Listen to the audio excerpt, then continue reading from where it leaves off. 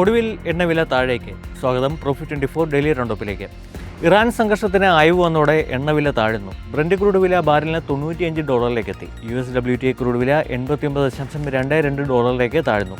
2-3 ദിവസത്തിനകം ഇറാനുമായി ആണവ കരാറിൽ ഒപ്പിടുമെന്ന് US പ്രസിഡന്റ് ഡൊണാൾഡ് ട്രംപ് പറഞ്ഞു. ചർച്ചകൾ മികച്ച രീതിയിൽ പുരോഗമിക്കുന്നുണ്ടെന്നും ഇറാൻ ഒരിക്കലും ആണവായുധം ഉണ്ടാക്കില്ലെന്ന് ഈ കരാർ ഉറപ്പാക്കുമെന്നും ട്രംപ് പറഞ്ഞു. കരാർ ഒപ്പിടുന്നതിന് പിന്നാലെ ഹോർമുസ് തുറമുഖം തുറക്കുമെന്നും എണ്ണവില താഴുമെന്നും അദ്ദേഹം അവകാശപ്പെട്ടു. യുഎസിൻ്റെ സമ്പൂർണ്ണ വിജയമായിരിക്കും ഇതെന്നും അദ്ദേഹം പറഞ്ഞു. ട്രംപിൻ്റെ അനുകൂല പ്രസ്താവനകളും എണ്ണവില കുറഞ്ഞതും ഇന്ത്യൻ ഓഹരി വിപണിക്ക് നേട്ടമായി. 2 ദിവസത്തെ നഷ്ടത്തിന് ശേഷം സെൻസെക്സ് 395 പോയിന്റ് ഉയർന്ന് 73,919 വ്യാപാരം അവസാനിപ്പിച്ചു.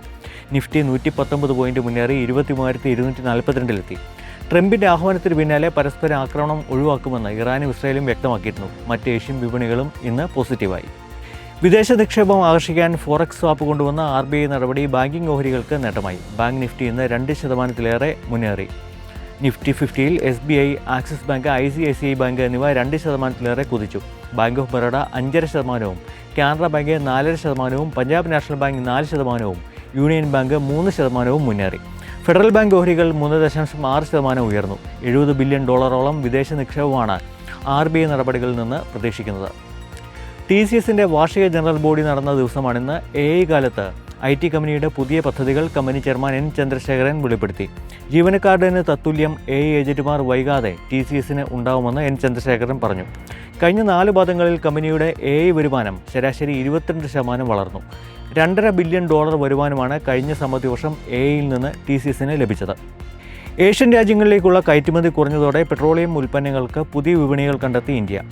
ഏഷ്യൻ രാജ്യങ്ങളിലേക്കുള്ള പെട്രോളിയം ഉൽപ്പന്ന കയറ്റുമതി 34.4% മേയിൽ കുറഞ്ഞത്.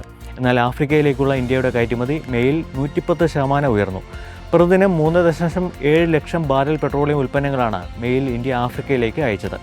യൂറോപ്പിലേക്കുള്ള ഇന്ത്യയുടെ പെട്രോളിയം കയറ്റുമതി കഴിഞ്ഞ മാസം 525% ഉയർന്ന് പ്രതിദിനം 66,000 ബാരലിലേക്ക് എത്തി. പ്രതിദിനം 9.37 ലക്ഷം ബാരൽ പെട്രോളിയം ഉൽപ്പന്നങ്ങളാണ് ഇന്ത്യ മേയിൽ കയറ്റി അയച്ചത്. ഇത് മുൻ മാസത്തേക്കാൾ 3.6% കുറവാണ്.